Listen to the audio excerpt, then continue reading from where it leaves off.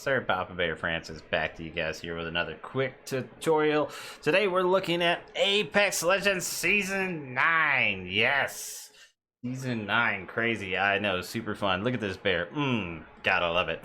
So, this tutorial is going to be on your FPS. How to get the best FPS in game. Why? Because your frames per second matter. Frames win games. That's exactly right. Frames win games. It's the same CSGO, Valorant, regardless of whatever game you're playing, Fortnite, PUBG.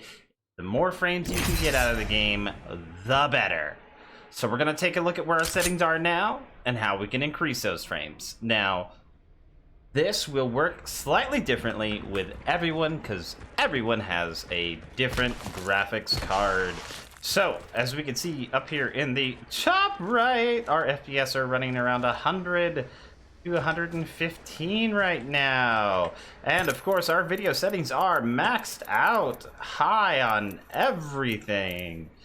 All right, so we got, of course, the VSync is off because, I have a G-Sync monitor, so I have no reason to have the V-Sync. But the vertical sync simply, of course, will just basically lock in the frame rate at the specific threshold of your monitor. Now, the nice thing with Apex Legends is that it has a global settings automatically built in, so whatever the refresh rate of your monitor is what it will kick in at, unless, of course, you're using a 60 hertz monitor, anything less than 144, it's still going to attempt to achieve 144 frames, specifically because that's what the game was designed to do. It was designed to be a first-person shooter, so you need those frames per second. All right, let's get it going, Mr. Gibby. So, basically what we're going to be looking at right now here with, boy, Gibraltar, check this stuff out here. Even with the emote, we are still getting around 100 frames. So, that will work in the game.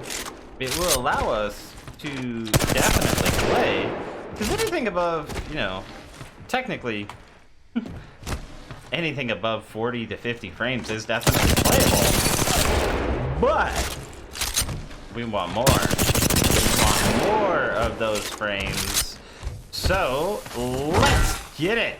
All right, so everyone has different preferences, different settings, different situations, and how they like to play the game. Field of view will absolutely make a difference. Now, to begin with, this is set at 90. As it states over here, anything set above 90 may impact the performance of the game. The reason being is because the more that you're putting in your field of view, the more the game has to render. The more it has to render, the more frames you're going to lose. So, if you really want something good, I would recommend a sweet spot right around 102, specifically because that's going to be right at around that 1080 type of vibe for that 1080p monitor that you're more than likely rocking. Now, coming down this way, of course, for the adaptive resolution FPS target, personally, I don't like it. It's going to be completely based off of how you want it. Basically, the way it's designed is that it's going to attempt to hit your target FPS, then start to render everything. I do not like it. I like everything to kind of render at the same time, so it's nice and smooth, crisp, looks great. Anti-aliasing, I don't use it. Don't need to. The game looks good enough without it. Now, moving here for the texture streaming budget, the big thing to keep in mind. This is going to be limited based off of the particular GPU you have. Now, myself, I am using an RTX 2080 MSI Duke. Big boy, absolutely. However, this is why it gives me the option for 8 gigs of VRAM. Now, anytime you're using the 8 gigs of VRAM, you need to pay very close attention to the option over here in the top right, where it specifies the texture streaming budget. It highly recommends having 16 gigs of onboard RAM or more. Myself, I rock 32, so obviously I can easily do this, but I don't. The reason being is because I like going down here to this sweet spot, specifically because the very low setting at the 2 gigs will give you great texture details for the skins that you're purchasing, because everyone wants the skins that they're purchasing to look good. However, it's also going to allow you, this little change right here is going to be one of the big ones to get you the gain on those FPS. Now, in reference to the texture filtering for the anti-aliasing here feature. Basically, this is the same thing as anti-aliasing right up above. It is basically going to control the sharpness of everything. It's not a bad thing to have. However, you can easily get away with the bilinear. Now, moving on, the ambient occlusion quality. This is referencing, of course, for your shadow spot controls. I always disable it. Same, of course, with the sun shadows. Sun shadows, we dropped the low because it doesn't give you the functionality to disable.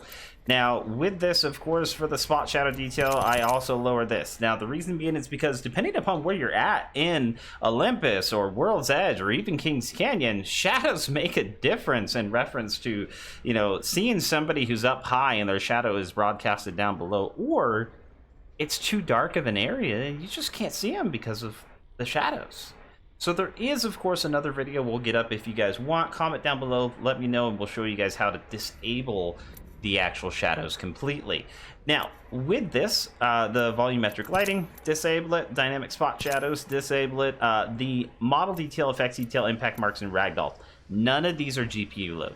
These are all CPU-based things. You can absolutely lower them if you want, but there's really no need. So we're going to go ahead and apply, and we're going to hit escape. And as you can see right up there in the top, we have jumped up almost 100 additional frames per second just by changing those settings. So let's go ahead and do a quick run-in from the top. Let's go, Gibby! All right, now we're up to 239 frames because there's nothing else running around in the back. All right, so we're gonna go right over here. We're gonna give us a nice little emote, little kickflip. Yeah!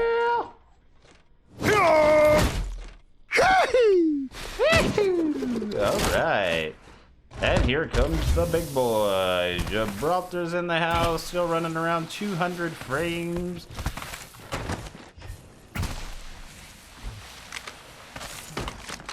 Whee!